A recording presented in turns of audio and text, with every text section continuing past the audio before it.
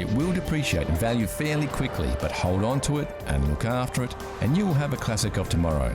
You might just have to wait about 40 years. 40 years of fun driving though.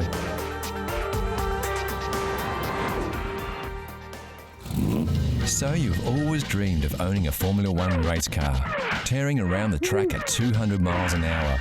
But maybe you just don't have the millions to spare.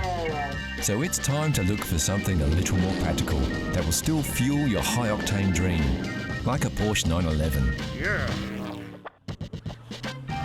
We took a look around to see just how deep your pockets need to be to get behind the wheel of one of the most successful competition cars of all time.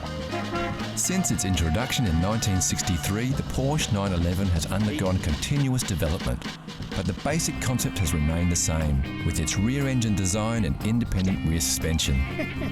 The most notable change was the introduction in 1998 of a water-cooled engine, replacing the previously air-cooled power plant. Although there are always many risks that require thorough research when buying second-hand cars, many Porsche 911 owners are generally enthusiasts who have taken good care of their vehicles. Woo!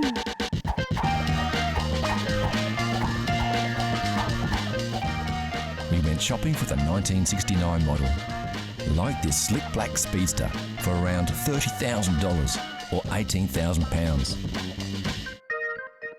Another option was our 1970s 2.2 litre at just under $43,000 or £26,000.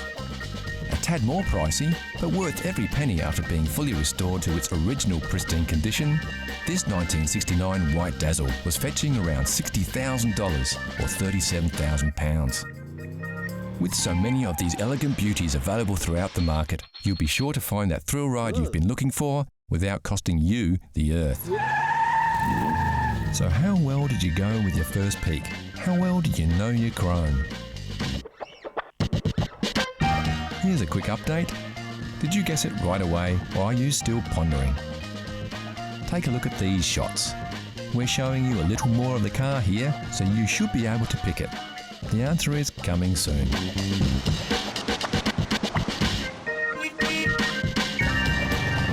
Next on CC, Classic Cars, we reveal the Know Your Chrome mystery car and then go for a cruise in some classic American monsters.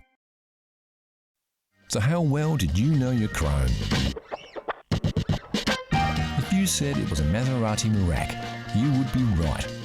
Introduced in 1972, the V6 Maserati Merak was a cheaper, lighter and less powerful version of the Maserati Bora.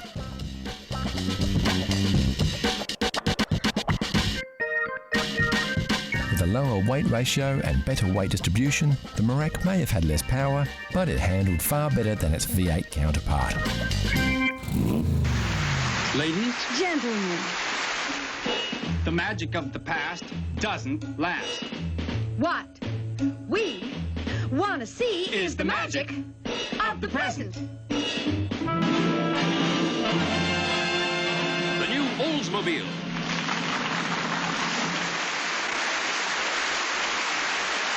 You will be enchanted by its comfort and power.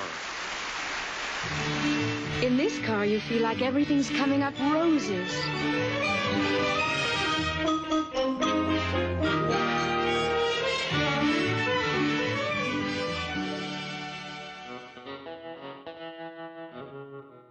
Some may say that they just don't make them like they used to, and in the case of this pair of 1960 Yank tanks, they definitely don't.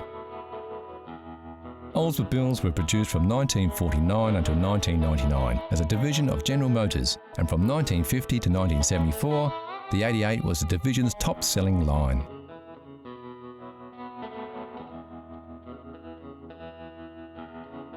This is Yank 60, a 1960 Oldsmobile Dynamic 88 four-door sedan. It comes with a veranda roof. And this is Tank 60, also a 1960 Oldsmobile Dynamic 88, but this is the sportier two-door coupe.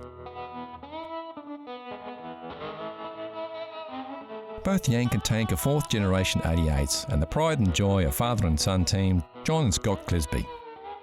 I've had the Oldsmobile for probably 10 years now. Bought it locally. My father's was actually a 50th birthday present, so he's had his for about 10 years as well. So yeah, it's quite good fun. Almost matching cars, same year, same make, same model. The fourth generation models were completely restyled by General Motors with a longer, lower and wider body, which was promoted as the linear look by the American manufacturer. Other changes included a new grille and taillights, a revised rear design and a modernised instrument panel. These cars were built for cruising, with a soft suspension and turning circle of a jumbo jet, and a larger-than-life personality.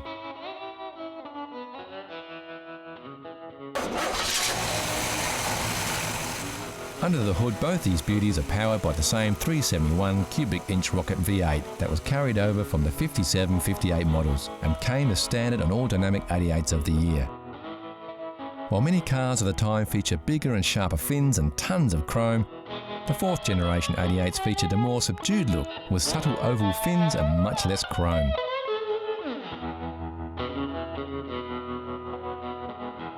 Yet both these cars, with their sharp 60s stylings, still make their own undeniable statement to the world. Yeah, probably if you're looking to buy one today, you're probably looking around $20,000 to buy one.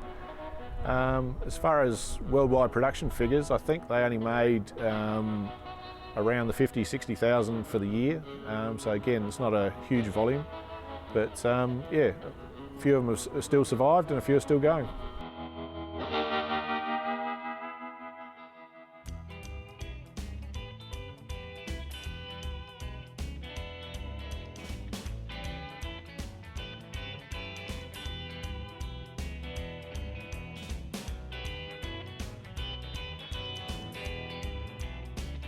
The driving experience is great and they're so easy to handle, with power steering that makes these giants surprisingly responsive. They're also very comfortable, with a 6-way power seat that adjusts your driving position backwards, forwards, up or down, a feature not fitted as standard on many modern cars. For a 1960 car, it's got power seats. It's a pillarless car, which means you can wind down the windows and have no door pillars. They come with an electronic eye, which is a headlight sensor gadget, gizmo from the 60s. And yeah, it's a large V8, automatic, very comfy to ride around in, very drivable car.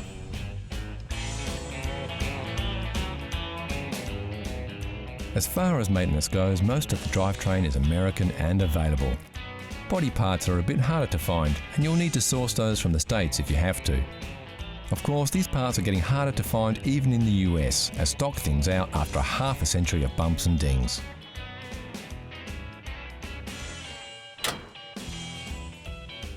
General tuning and maintenance is pretty straightforward though, and you should be able to get most components over the internet or even locally.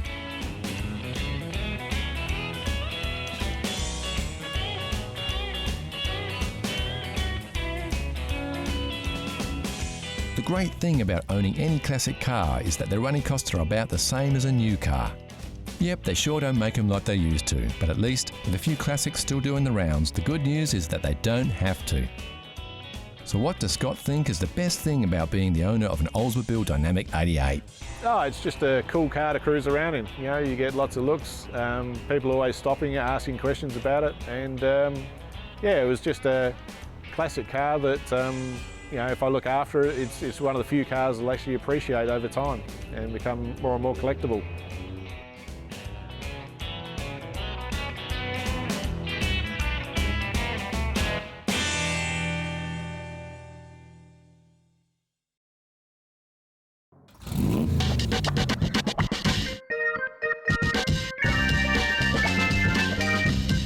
Classic cars are everywhere, from the much-loved runabout to the rare and valuable collector's items.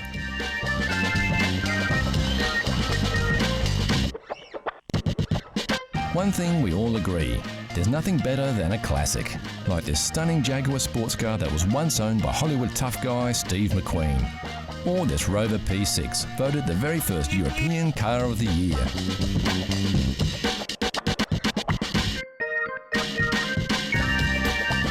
Of course, you don't have to be rich to drive a classic.